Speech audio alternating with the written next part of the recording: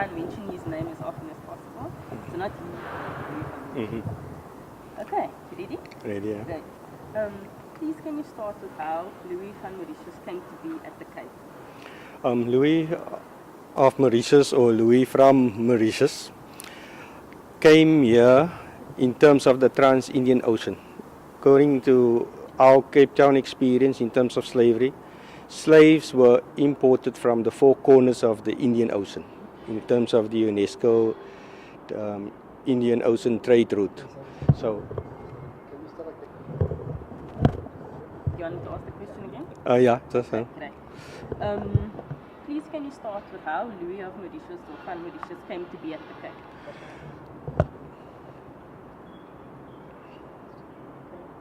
And use mics on.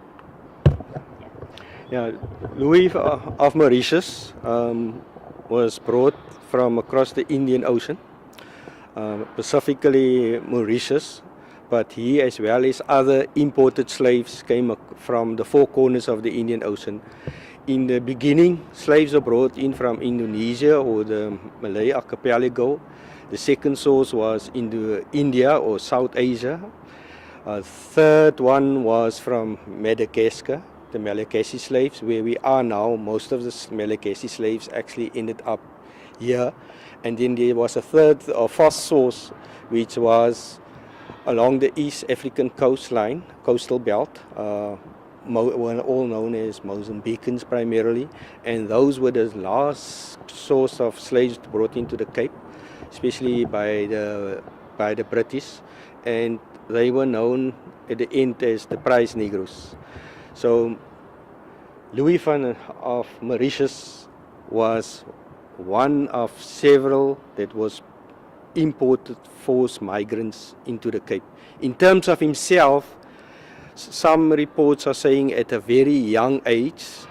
However, we have to go to the court records, and the court records claims that he was brought into Cape Town and the Cape Colony at the age of 3, which is quite extraordinary because slave masters and the colonial government normally imported labor units and not children.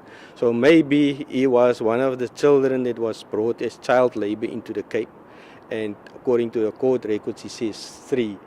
However, most of the reports are saying generally at a very young age. And then,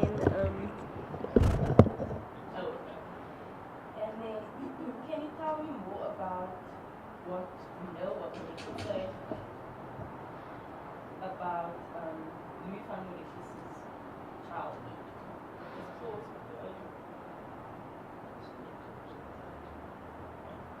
Yeah. Not yet. Technical difficulties.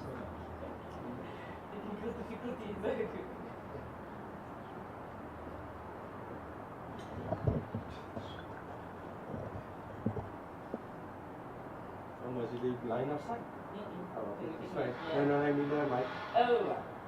Well, I will Okay. So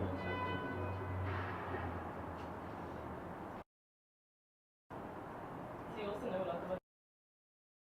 a lot about filming. Over the years,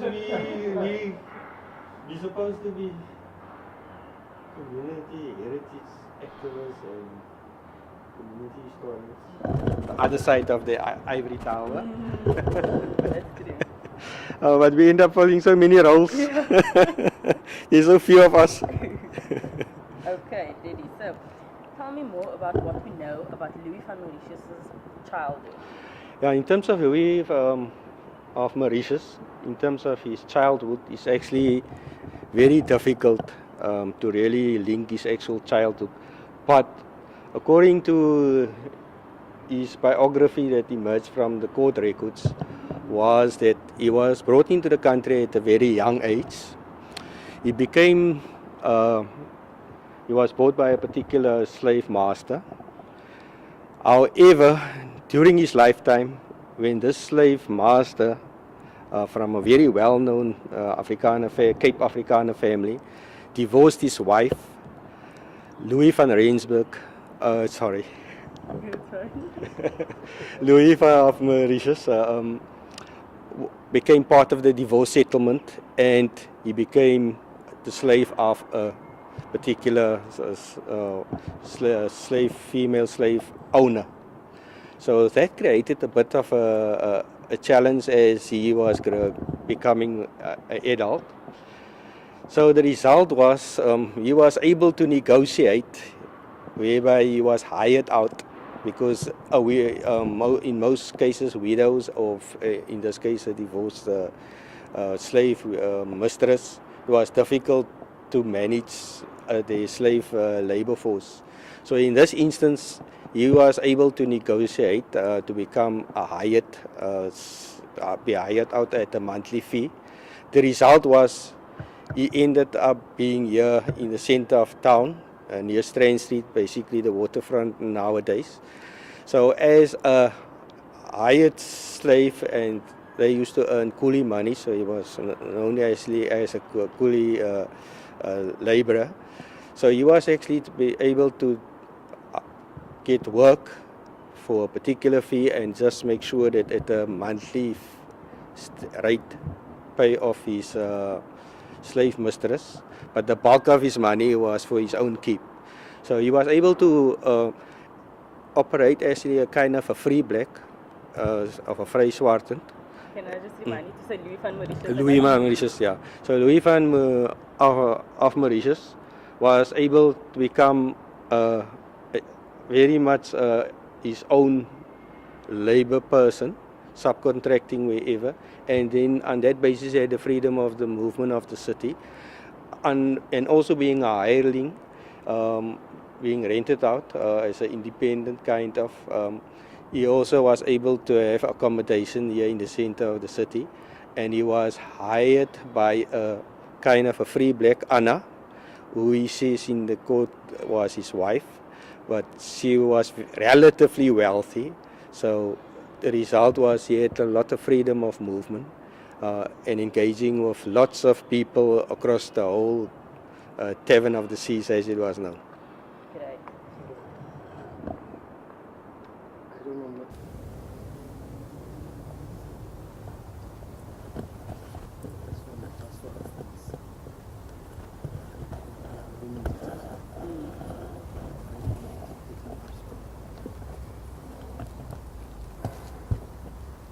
Can you repeat it, yeah? That's fine. For the weight, So from the top, unfortunately, and then you were doing well now with the Louis van Mauritius, saying his name, so that's fine. Okay. Please, can you start with how Louis van of Mauritius came to be at the Cape?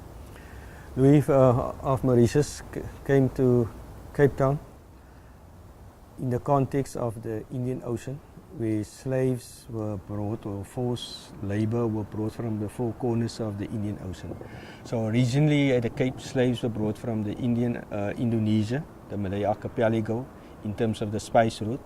And it's because of the spice route this halfway station was established. And the second source of labor was from South Asia, or India as it's known nowadays. And the third source was from Madagascar, which were because the authorities at the time found that it was much cheaper to have this nearby supply of labor. And the fourth dimension to our labor force in terms of diversity of the labor force was from the east coast of Africa, primarily Mozambique.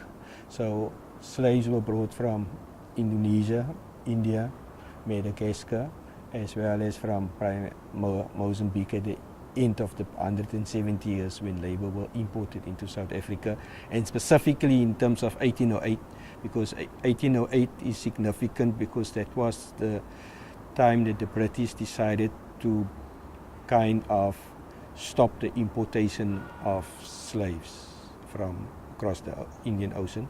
So oceanic slave supply basically, as from the 1808, was supposed to cease, although prize Negroes were brought in afterwards to bypass that particular piece of legislation.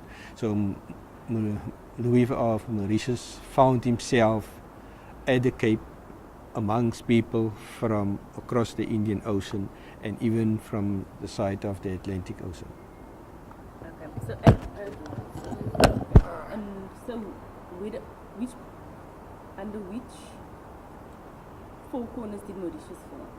And which of the four was it part of Madagascar at that time, or? Yeah, it's Oh, sorry. I'm actually asking for myself. yeah. I don't know. But if I don't know, then the children also don't know. Yeah. Yes.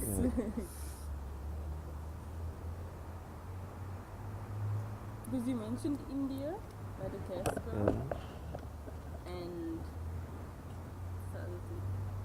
There was other two.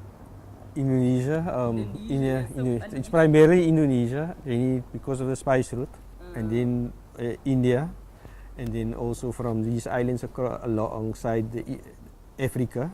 So that's yeah, okay, yeah, so so can you that's just say that? How can we make it short? Can you say that Mauritius formed part of the East African route, and that's how obviously they were picking up slaves on their way to the Cape. So Okay. something to that effect. Okay, so how can I frame the question? How did Mauritius form part of the slave route, which is obviously where Louis of Mauritius was from? yeah. Louis of Mauritius was brought from Mauritius along the islands along the east coast of Africa.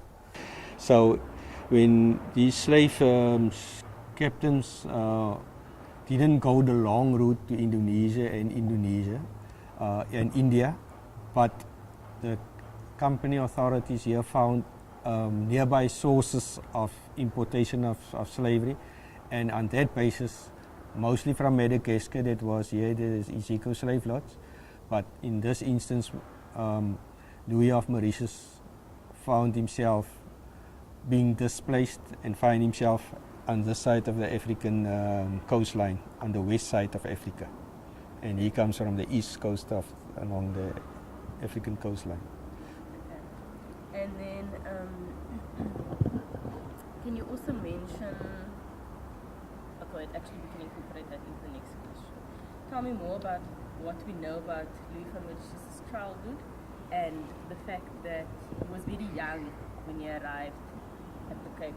So tell us more about his childhood and the fact that he was very young when he arrived. Okay, Louis of Mauritius, he was brought into the country at a very young age. Most historical reports just simply says young age, but according to the court records, he was brought into the country at the age of 3, which is a bit puzzling because people were normally brought into the country as imported labor. So the result was, because of his status and owned by a slave master, his status as a slave was they didn't make any distinction really between child labor and adult labor. So already from a very young age, he had to earn his keep as a child. And this was one of the main issues after 1808, where there was, here you must understand, when Louis of Mauritius was a slave at the Cape, it was in the period of the Dutch era, and there were no restrictions on the labor hours. Only when the British took over later, they imposed working conditions for slaves, but when Louis grew up, there was 7 days a week. Basically, you were on call 24 hours a day. This that we now find in South Africa of conditions of labor in terms of being administered of the Department of Labor was completely unknown to the slaves at the time, and more so for child labor, like in the case of Louis of Mauritius. So he was kind of, could say that basically grew up in slavery, and when he came to his young adult life, the slave owner, the wife, he was passed on to the slave owner's wife, so he remained chattel slavery. Can I just say my trying to say his name. Yeah, Louis. Not Sorry, yeah. No, it's fine. Yeah, sorry. Louis van Rensburg, sorry. Louis van Mauritius. You know, Louis van Rensburg is a slave expert in Australia. He's one of my peers. Now the name. Yeah, in your so- mind. So it's very good. Okay, so Louis of Mauritius, you could say grew up in the period of slavery during the Dutch period, and he only came to the public notice when the British took over South Africa, the Cape Colony, when it became part of the British Empire. And so before the British, during the Dutch era, there was no restrictions on the number of hours being worked, no number of days. So slaves grew up, like in the case of Louis of Mauritius, grew up basically being on course 24 hours a day, 7 days a week. There were no rest day really. So those were the harsh conditions that all labor, and now you can imagine child labor as well, had to work under. Those were the conditions at the time. And then, can you also tell us about when Louis of Mauritius, can you tell us who owned Louis van Mauritius? So because he was a child, was he then put up for sale, or did they just kind of find him and buy him, or how did the process work? How did you, because obviously he was young as you mentioned, so how did he then become a slave and, you know, not just the child of a slave living with, he was kind of independent. Okay, Louis van Rensburg, as the Louis van Mauritius. Louis of Mauritius, okay, Louis of Mauritius, as his surname implies, he was imported into the Cape Colony, coming from the island of Mauritius. But at a very young age, he grew up in a slave society at the Cape. So he, as a person, could be end of the day be viewed as a local slave, because his whole lifetime was at the Cape.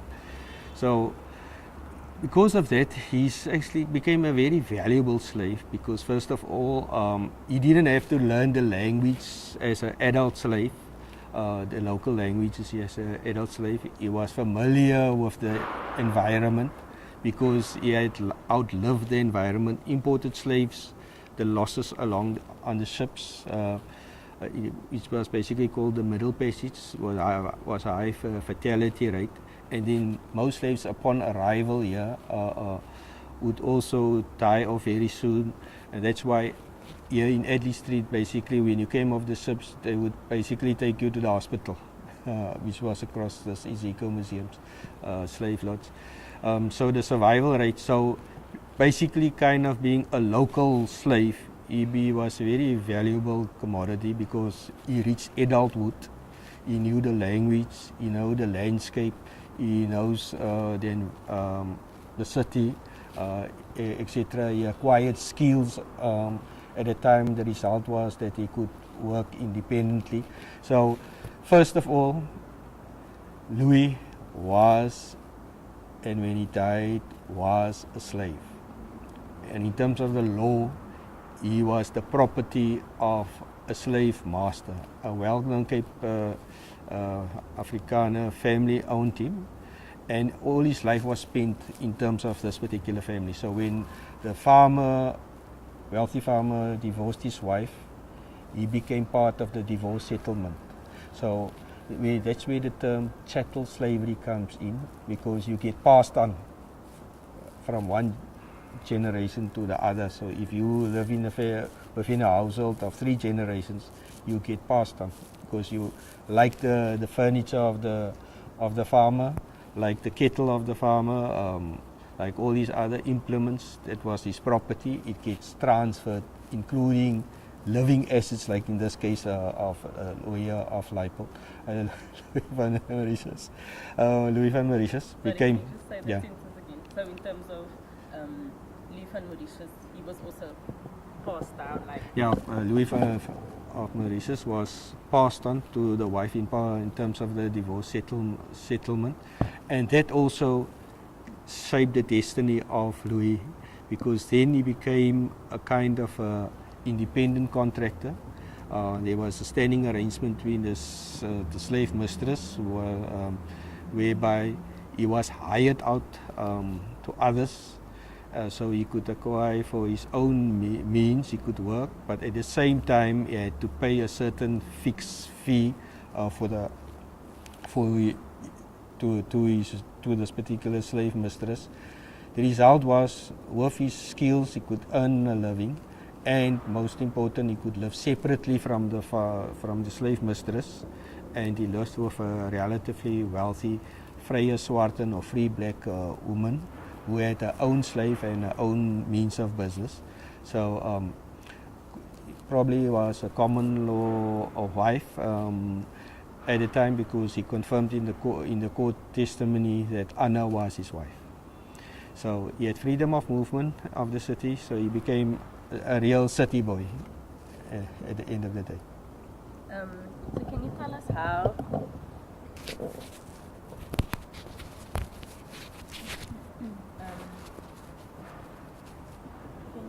because of this, what inspired you to start the 1808 uprising? Like you mentioned, he was a city boy, he knew the landscape, he knew the people. So can you just tell us that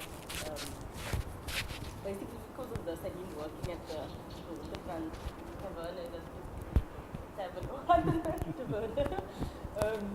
this is how this was basically an information out to him. So he heard about stories other parts of the world where slaves were existing, I think it was like in Irish, France, Japan, possibly America as well, that inspired him to also stand up for freedom and to fight for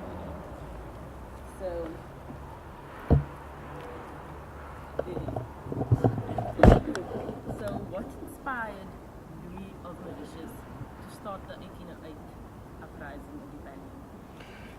Louis of Mauritius, along with several others here within the city, which I call the three S's: the slaves, the soldiers, and the sailors, as well as later on, as well as Khoisan servants, met at a particular pub here in the tavern or tapperij along the waterfront, nowadays along the waterfront.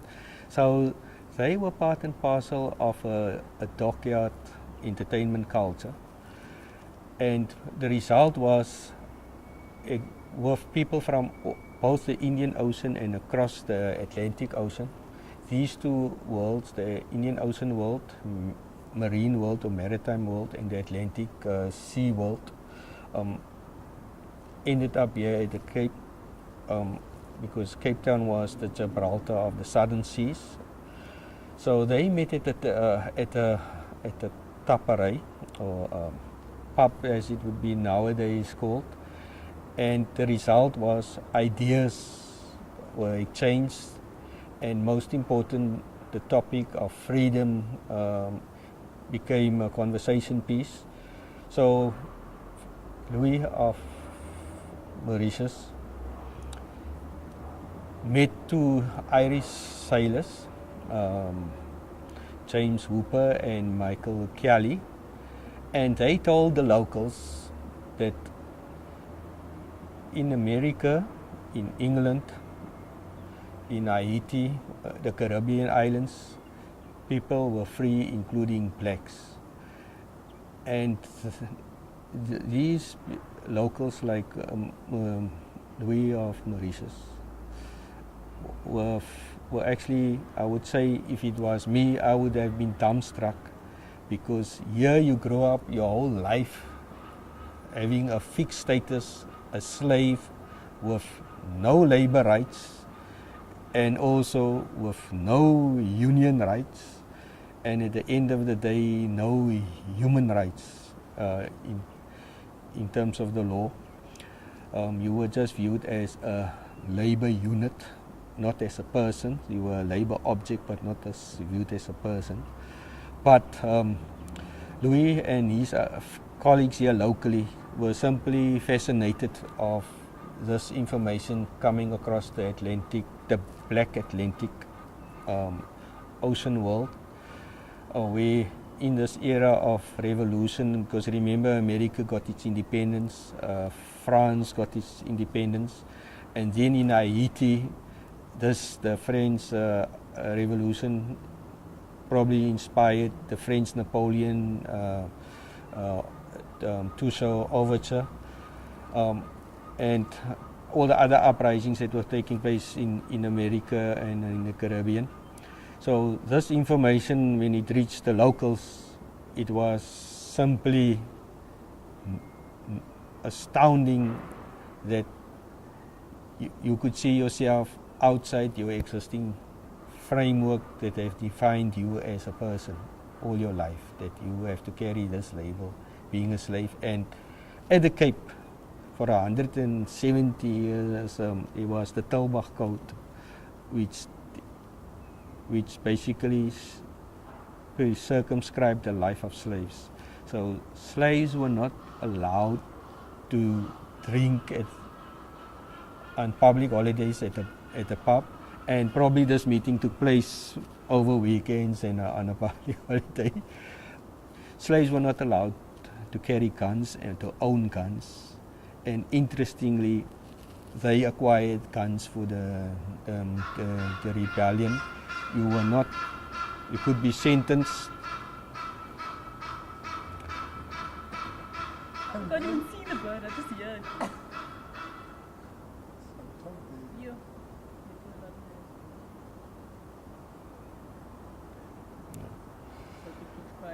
Okay. So Louis van Rensburg, as is, oh sorry, oh hey, on top. Yeah. Okay. Here we go, let's try again. Yeah, Louis of Mauritius, as a slave at the Cape, was subject to the Tulbagh Code for slaves, and one of quite a few we will recognize in South Africa. Slaves were not allowed to own a gun or arms or carry arms. Slaves were not supposed to drink at the pub or at the tavern on public holidays or over weekends, which they probably did the direct opposite. Slaves were not allowed to insult your slave master. Slaves were not allowed to wear shoes or a hat. So your dress code was. Okay, sorry.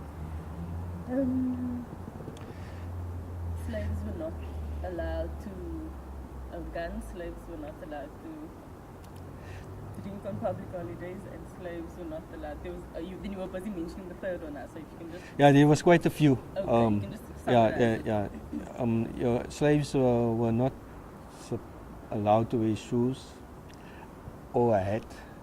Only settlers that were baptized in the church were allowed to do that. So the dress code or the uniform of slaves were prescribed. The result was they did the direct opposite in terms of the rebellion. But that was the conditions, the restrictive conditions that all slaves had to live under in terms of the Tulbagh Code of 1754. Great. And then,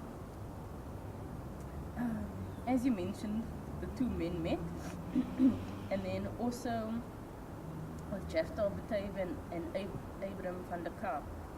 What exactly was their plan after that?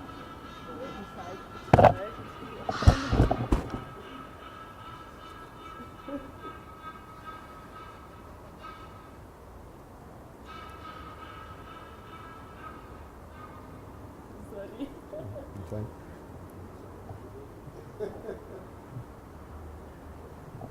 Hey, So what was Louis of Mauritius's plan with the two Irishmen, Abram van der Kaap and Jafta of Batavia? What was their plan of the rebellion? Okay, first of all, after they came to know about this particular information of the Can you just say their names instead of they, just so that Okay. the viewers know? The main planners of the rebellion met here in the city at this particular pub, which was Louis of Mauritius, James Hooper, as well as Michael Kelly, the two Irishmen. Then also a few locally born slaves, as well as imported slaves, like in the case of Jefter of Batavia, as well as The bird. Is it fine? Do you think the sound of the bird? Okay. Sorry.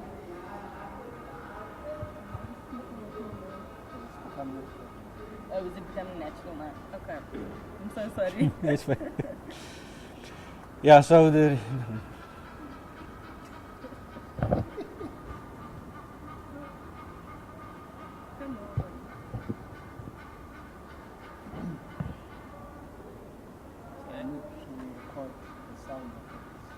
Okay, so that it forms part of the. Okay. So, from the top, what do the slaves and laborers? What is the plan? What is Okay, the Mauritius's yeah. plan with the Irishman? yeah. And the local. Okay. After it became known about all these slave uprisings in especially the Haiti slave rebellion in the West Indies, they took into account that recently the importation of slaves at the Cape and across the British colonial empire was stopped by the London authorities. The result was that they came to realize that they are not just the slave master, that they have been the sole authority all their lifetime, but that there is another higher authority, which was the state. And those around the table was very shrewd to realize the significance of this 1808 banishment of imported slaves, also against the background that they were very much aware of the work of the abolitionists, which I would call the black shears of the time. So taking all that in account, they became very agitated, and their dignity as human beings were being confronted and assaulted in terms of the Tolbach Code and all the other law enforcement that was guiding or governing their life. So when they heard that there are blacks outside Africa that are free persons, it caught their imagination, and then the impossibility of rebellion were overtaken by this imagination that they can be free in their own lifetime. So this motivated them. So the plot was basically to, once they round up and collect support for their cause, they would attack the first military installation, the Amsterdam Battery, then the most important center of power, the castle of the Cape of Good Hope. And then they want to negotiate for slaves to be freed, primarily to become equal citizens with their colonial masters. So that was the objectives once they get to Cape Town. But first, it was very interesting that they were going to start Just remember to mention their names. Yeah. So Louis of Mauritius, Michael Kelly, James Hooper, Abram, and the others, along with Jefter of Batavia, they decided, because Jefter was actually residing in the Swartland or north of Malmesbury at the farm Vogelgesang, that they would start their course from that side of the west coast of the country, which was very interesting because normally the rebellion or the uprising would take place in the city, but because there's so many onlookers, word will get to the authorities probably very quickly. So strategically, they decided to start the rebellion in the hinterland, in the rural areas of Cape Town, which was the grain belt at the time. So what they then did was they acquired, first of all, for themselves uniforms, not to draw attention to themselves, and then they traveled all the way to Malmesbury, to, not coincidentally, but we what's his name, Batavia, Jephthah Batavia was residing. So they went to that particular farm, where they arrived there the evening. That's now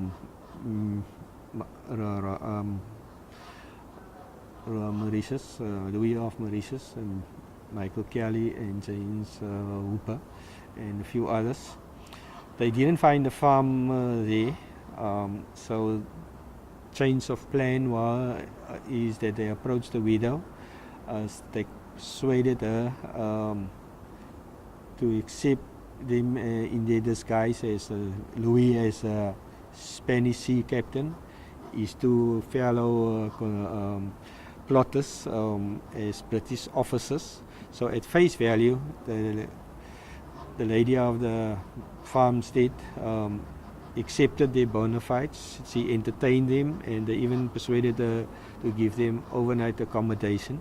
But in the meanwhile, the farm workers, who basically lived in the slave quarters on the farm, were then informed of this plot that they intend to march to Cape Town the following day.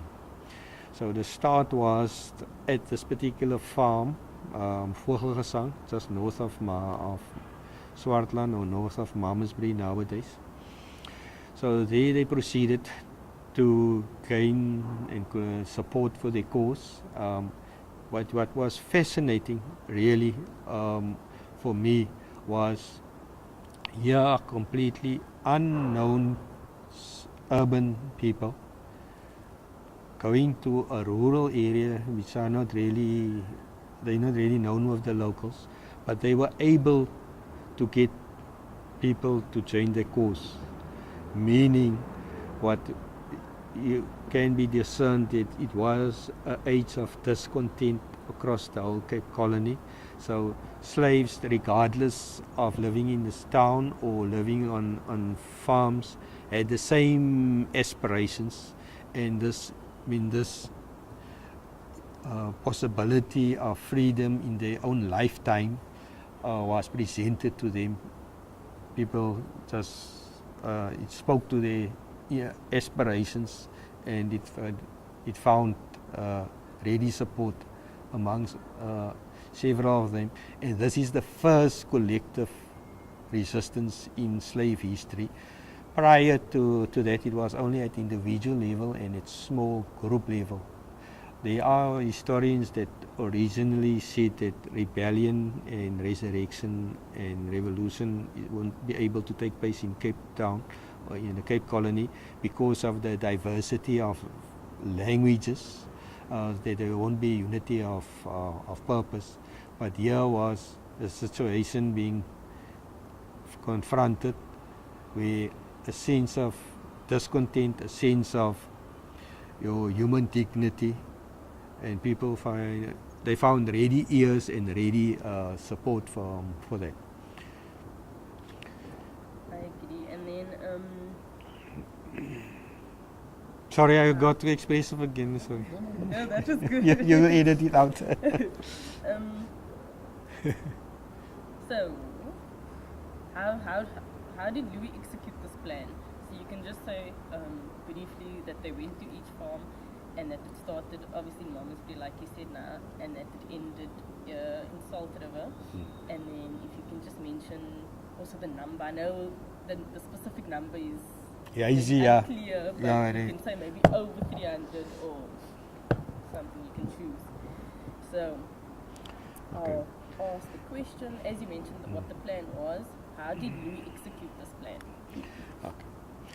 Yeah, so Louis, after they've enjoyed the evening supper and overnight accommodation, so the next morning, the 27th of, 28th of October, really, because they arrived in Mamas the 27th of October, 28th of October, the next morning, they were able to round up people at this particular farm, and then they proceeded on their way to Cape Town, whereby they overtook 34 farms, and more than 300 supporters joined the march. So at the 33 to 34 farms, they were able to do a few things. First of all, they arrived in uniforms, and they addressed all the farmers as J or you, which is totally the reversal of the relationship between slave master and slave, where the slave always have to respectfully address the slave master or the boss as the respectful meneer or meneer or mevrou. But in this instance, the roles were reversed, where they addressed the farmers as you or as J. Several other things that is outstanding in terms of this particular march was they collected all the guns, the wagons and the ammunition, and this is contrary to the Tulbagh Code of 1754. They insulted some of the farmers, which was also contrary to the criminal justice code of conduct, as I would say. And then, most important, it was basically a bloodless, because there was no loss of life. None of the farmers or slave owners were killed in the process. Although the march only took place 36 hours, getting from Malmesbury to Cape Town was a revolution of 36 hours, but it was primarily bloodless. And then most important, it was just in terms of property of the owners that were taken. A few were not a bit level-headed. Some of the farms, stage windows were broken, the doors were ripped, but that is the nearest level of physical violence that took place. But it was moderate and very organized, and most important is the ready response along each farm. The farmers themselves were not able to respond or to resist because of the large numbers that ended up on the farms.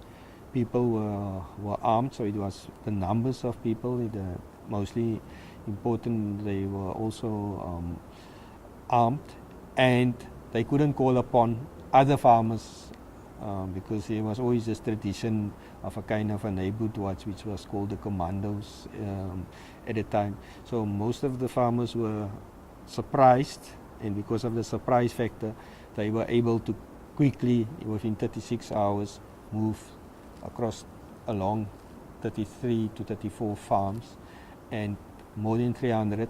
When they reached Salt River, because of the large numbers, the governor and the army got to know about this big crowd that's on their way to Cape Town. So the governor instructed the infantry and the cavalry to block them off at Salt River.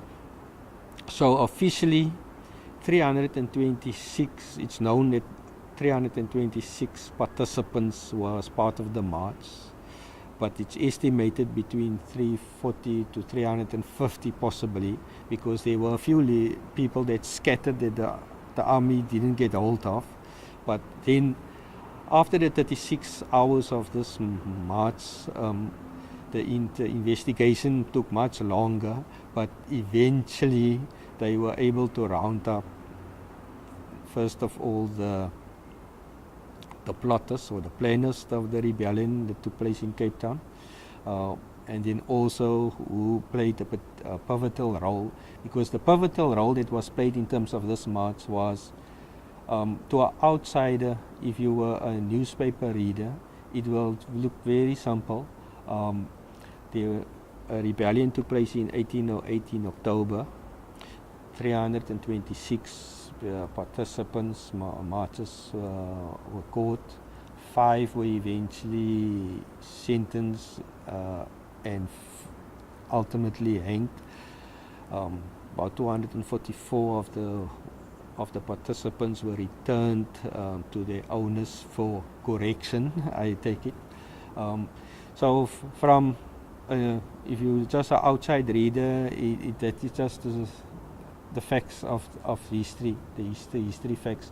But we need to look at the history process, and the history process. I think we will come to that part of in terms of the legacy and the impact. Okay. And then shortly, can you tell us? You did mention it now as well. What was the outcome of the? Sorry, what was the outcome of Louis van Mauritius and the other planners revolt? So, sorry. Okay. Yeah. So the outcome, I would say, if you look at just from a history perspective in general, it would be viewed by the general reader, because this was the opinion made by conservative historians, who said that this was a failure.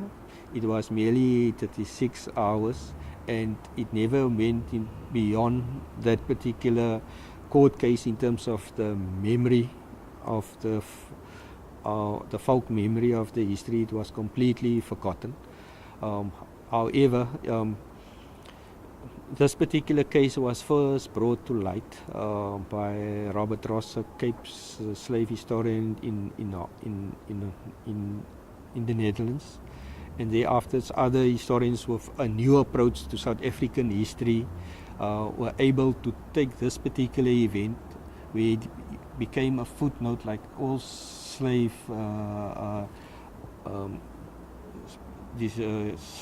slave forebears were just merely footnotes in history. The only time you were mentioned in terms of the literature would be a visitor would come to Cape Town, to the Cape Winelands. He would admire the Cape Touch homestead, the wine vineyards as he approaches that, and then at the same time, in the same breath, it would be said there's horses on the farm and slaves on the farm. So we remain part of objects of the local landscape, but becoming subjects of this particular mass collective action along the Swartland really caught our imagination. The impact of it is further. So when the anniversary took place here, I think in 2008, was the 200th anniversary. It was a newspaper report in the local Afrikaner newspaper, where a Cape Dutch historian said it was just a damp squint. But at the same time, we were hosting a symposium here, and one of the historians from UCT was able to provide the new perspective on history.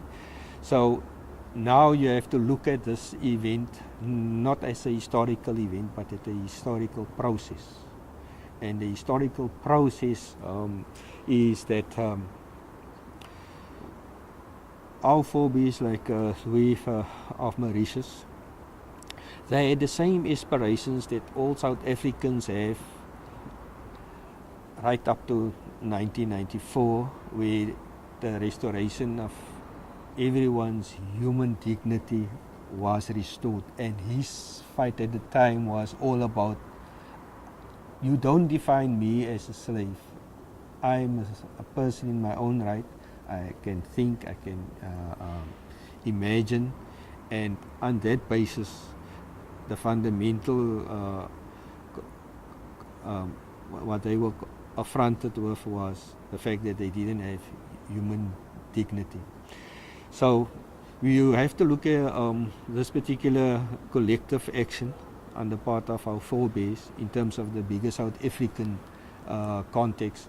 Interestingly enough, when they met at the pub, it was a rainbow group. It was sailors, slaves, and Khoisan servants. So that already reflected a rainbow coalition. And then most important also was the seemingly divide between rural and urban. They breached that particular by means of the action, and the spontaneous response that they got was that these labels that you find yourself as a rural slave and this one is an urban slave, because being in the urban slave, Louis of Rensburg was a craftsman, while most of the people that joined them were supposed to be ordinary farm workers. But what was the common cause was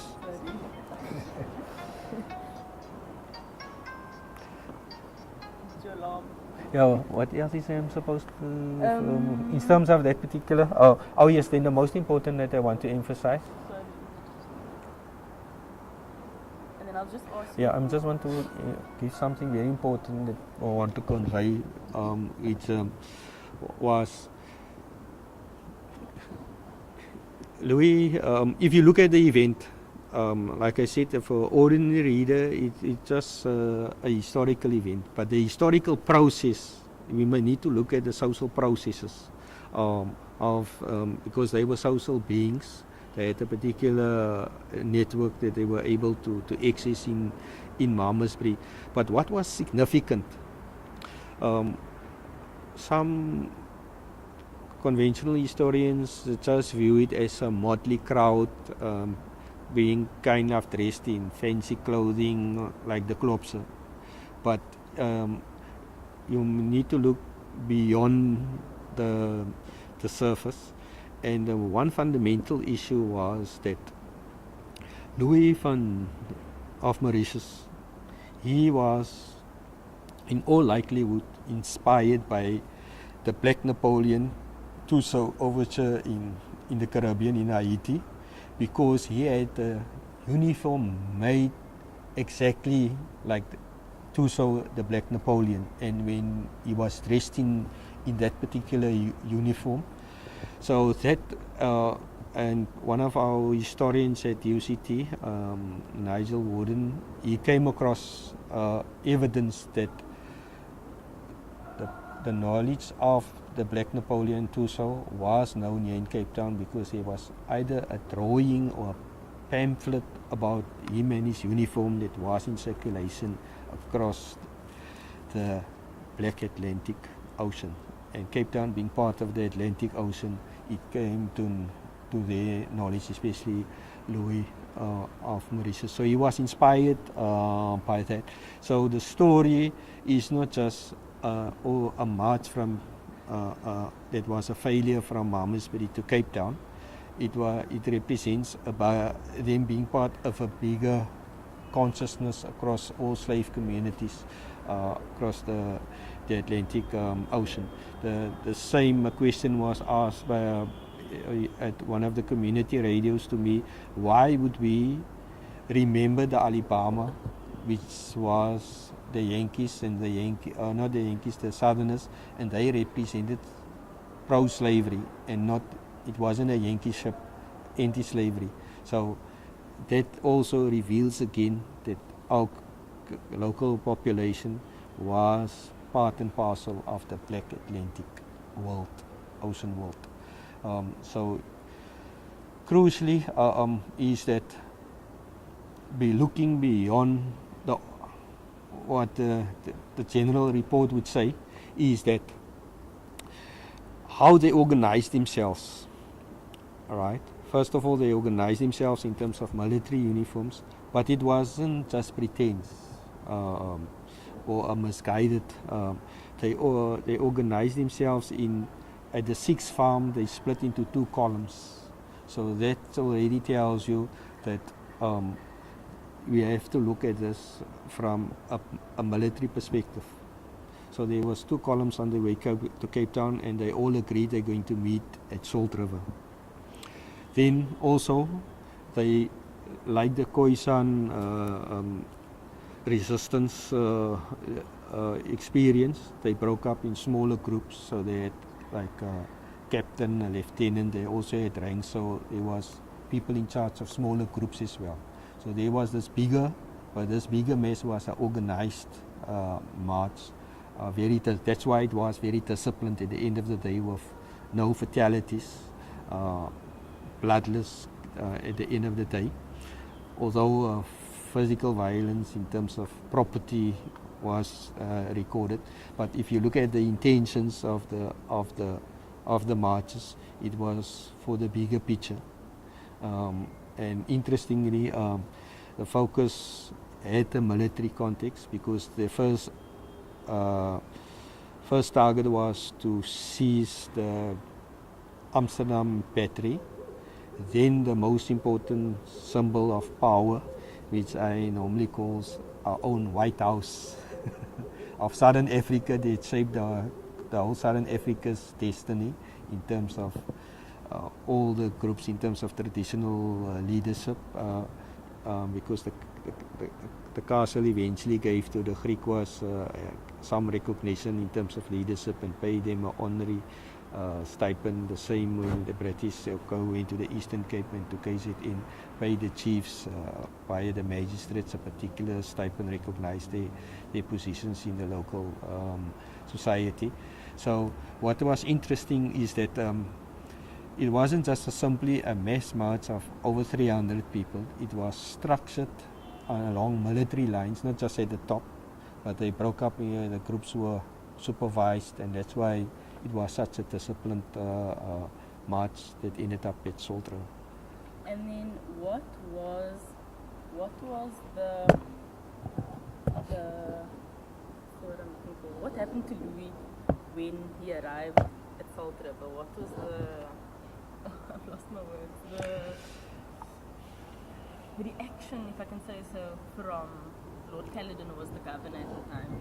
Yeah, look, the governor sent the military to block off the marches from reaching Cape Town, because if they reached Cape Town, there would have been more supporters, because they anticipated gaining support in Cape Town as well.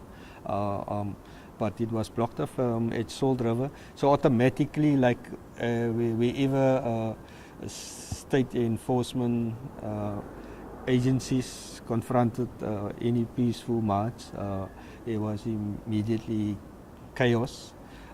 So some people disappeared from the scene, were able to bypass the army.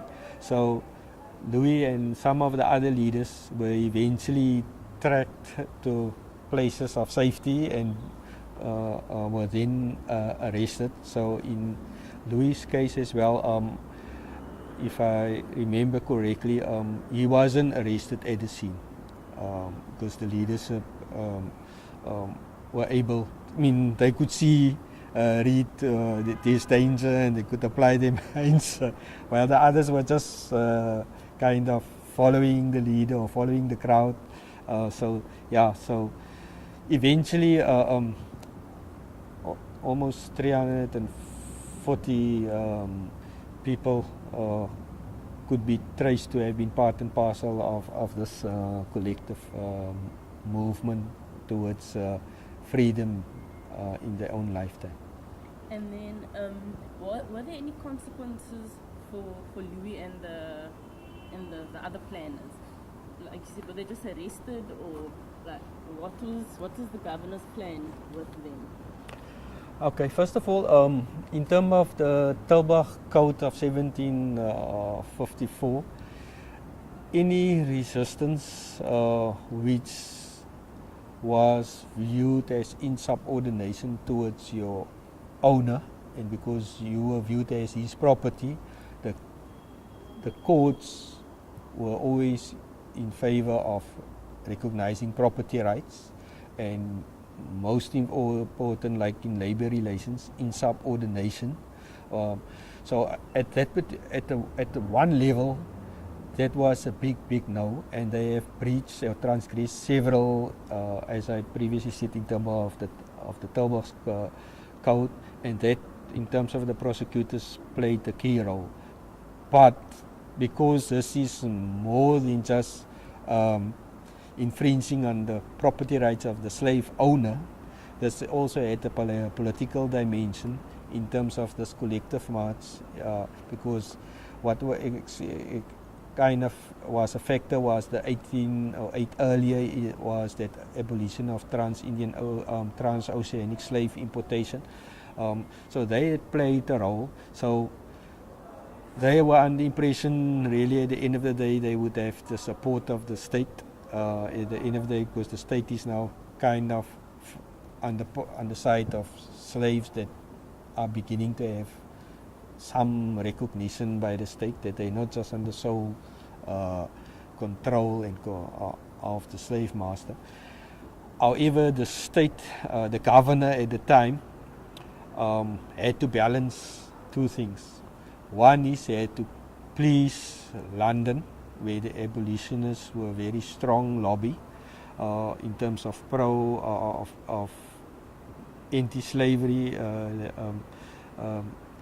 and then at the same time, because the British just took over the Cape Colony in terms of the second British occupation, they also had to look at the farmers, who was a big constituency, a local constituency. So they had to balance the interests of London, the interests of the farmers, and then the interests of the slaves, who thought that they were becoming like the center stage in the political equation, or would become, in terms of if the march was successful. However, because of them not succeeding in getting to the castle, getting to the Amsterdam Battery, not able to negotiate a peace treaty, they were now at the mercy of the authorities, and the authorities had to balance quite a few forces, and that is the London and its abolitionist lobby, and also the London authorities that only believe in gradual transformation, while the slaves, especially Louis of Mauritius, while Louis of Mauritius and his peers, they believed in immediate freedom being granted, and not like the state at the time pictured that slaves have to accept gradual freedom and liberties being granted to them. So here was the issue of two time frames. So the time frame of the marches, and the time frame of the authorities and those in power. So those in power at a different timeline or different time frame for transformation of the Cape society at the time. But Louis of Mauritius and his peers, however, allowed us to have this transgenerational possibility of freedom in our own lifetime, and they were kind of the match that the kind of the flame that switched on the flame, and it's rightly so that he's now part of the long March to Freedom commemoration park somewhere in Gauteng, where he's one of the people that embodies this freedom that all South Africans aspire to, and which became a reality in 1994. So So basically, there weren't consequences of them going to jail. Yeah, no, there were consequences. Okay. So then, just mention that shortly. So what were the direct, besides the political consequences? Yeah. What are just the direct consequences? Yeah, the direct consequences that in their time, they were those that were Let's just say their yeah. names. The 326 marchers that were arrested at the time.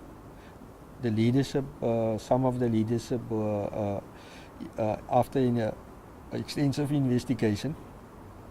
The leadership was identified, and specifically the 5 planners at the pub, and different sentences were issued in terms of the degree of participation and the gravity that it was viewed. So the leadership was sentenced to be hanged. Others were also sentenced for the same for corporal capital punishment. Others were given corporal punishment, just being whipped. A few was whipped. But interestingly enough, 244 of the participants actually walked off scot-free. The only kind of supervision or that was issued by the court was that they were returned to their slave masters, and I think most likely it would have been because of the harvesting season and because the farmers would not be able to cope without their own immediate labor force. So I think petitions, appeals were made by the slave owners that they were very nice employers, and their farm workers were just drawn into the occasion of the march, but they were not. They were kind of innocent participants or bystanders. So 244 was, but 51 was actually in front of the court. And what is interesting is, if those charges didn't get into the court, they would be unknown to all of us. They would have remained merely labor objects, part of the general South African history, but they would never have become, because that's one of the problems of tracing our forebears, because in the early days no record were kept of them. They were not allowed to acquire proper literacy. That only happened after the emancipation of slavery, where the slave mission stations across the West Coast became really centers of literacy. In Cape Town itself, although slaves may not have been literate, interestingly, one of our top librarians discovered that they would belong to a penny club on the Grand Parade.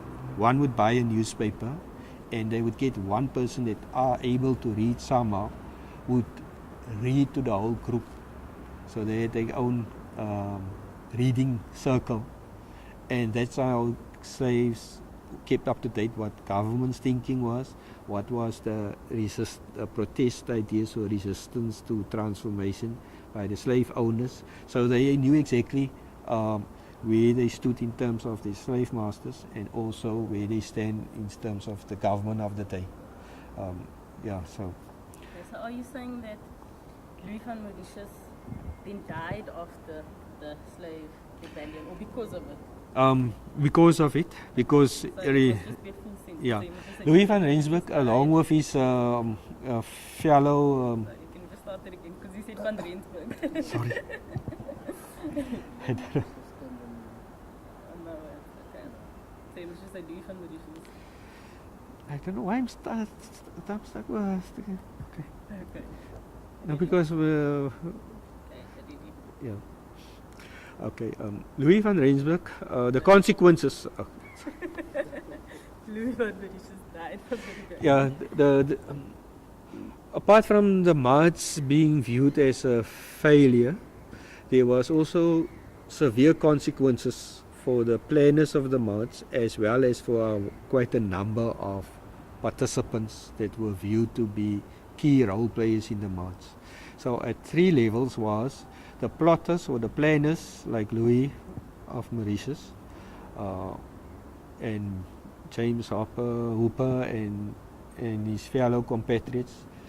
They were hanged because it was not just viewed them taking up arms against the farmers, where they liberated farm workers along the way, but it was viewed by the state at the time as a direct confrontation with the state and viewed as an insurrection. And they were then charged, amongst others, for treason. They were also charged for quite a few other things, for saying you or J to all those in authority. They were found to be on horseback, because slaves in terms of the Tilburg Code were not allowed to be on a horse or have their own basically that, and allowed to or permitted to be found with arms and guns, and all this was all in breach of the Tilburg Code. So at 2 levels, so ultimately it was viewed as a direct confrontation with the state, and most important, they wanted to reverse the order of society, where they became masters for 36 hours, and the masters were treated like slaves, were hunted on horseback, and when they were captured like slave drosters, they had to run in front of the new master on horseback, and all those were viewed as insubordination at a very grand scale. So the result was that both the state and the slave owners had a case against them at the level of treason. And then I have 3 more questions and we're running out of time, so these need to be really short. Just very quickly, what was the importance of Louis van Mauritius' uprising for slaves at the time? So I just again want you to just say that it gave people hope, it was the first symbol of hope and resistance, but very, very shortly, because we need to get to another interview and I have 2 more questions. So what is the importance of Louis van Mauritius' uprising? The uprising of Louis of Mauritius and his compatriots was the first collective mass march recorded in Cape history. That's the first one. Second one was, it symbolized that the level of discontent amongst people both from the city and the rural areas shared the same vision of the possibility of freedom. And although the march was viewed in military terms to be a failure, because the army, in terms of the numbers at the time, were able to overtake them and arrest them and have them detained. However, in terms of the long march to South Africa's freedom, this natural fire of having your human dignity, was demonstrated at Malmesbury along on its way to Cape Town. And although it kind of got lost in terms of the oral history, but in terms of the new history curriculum of South Africa, where we have to deal with the reconstruction of the mind or the RDP, of the spirit of the South African nation, Um, the main legacy was it was a rainbow coalition, people from across the Indian Ocean and across Cape Town's diverse origins, slaves, sailors, Khoisan servants, uh, and soldiers for that matter. That demonstrated the lasting memory that we have really at the end, a legacy that he bestowed on us was people were able to transcend the ethnical labels and be part of a rainbow movement. Okay, can I just ask you to say that last sentence, but just put Louis' name in there because you said he. So just say the lasting legacy of Louis van Mauritius was that he transcended, you know. So you just need to put his name. But exactly as you said it now, that was perfect. You just need to put his name in there. Okay. So Louis, the lasting legacy of Louis. yeah, the lasting legacy of Louis of Mauritius. Yes. The lasting legacy of Louis of Mauritius is that they were able to overcome their imposed ethical labels and racial demarcation in terms of their slave origins, transcend all of that, including the rural-urban divide, and brought into being a rainbow coalition for freedom. Perfect. And then one more last question, very shortly. Mention one lesson that the youth of South Africa and the future generations can take from you. So maybe that can be that you must always have hope. Maybe that can be that you must stand up for what you believe in. So just say that a lesson of Louis van Mauritius' life for the youth is. Yeah, the lesson Louis of Mauritius, life lessons that we can learn from Louis of Mauritius is, although he was born into slavery, how he responded to the challenges of his time. And here we must remember the Tulbagh Code, where the Tulbagh Code even said slaves can, not more than 2 or 3 slaves can gather together, and then the authorities can disband the group. So the Riot Assemblies Act that we grew up with in the 70s and 80s echoes over the generations. And so the parallels is, regardless of where in his case he was born into, he grew up in terms of slavery, a label was imposed on him, but when he became an adult, a young adult with a mind of his own, he navigated and responded.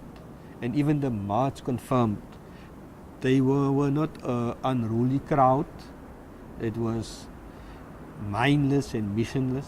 It was a disciplined march which demonstrated the person that Louis of Mauritius became at the end of his lifetime. A very mature adult that were able to engage with a diverse people across the city from outside from across the oceans, but the main thing was that the resilience that they have demonstrated over his lifetime in the face of dangers, the very dangers that whatever action they take will have consequences, severe consequences in terms of capital punishment, but at the same time he was not just a labor unit, he was a social being, have a social conscience. So the concerns he had for the broader community, even reaching out to the rural farm workers at the time, demonstrated that Louis of Mauritius really became a role model for being a struggle leader and a leader for freedom. Yeah, that is a good end. Thank you. Sorry. You will damage this.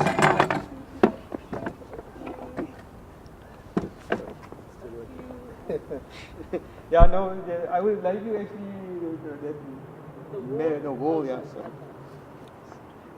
Thank you so much for that. Very informative.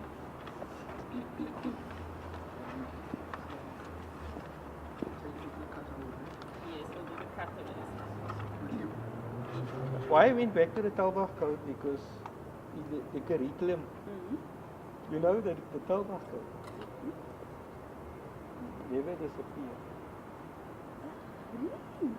It's called the labor relations. Just Remember, change. you can't insubordinate to your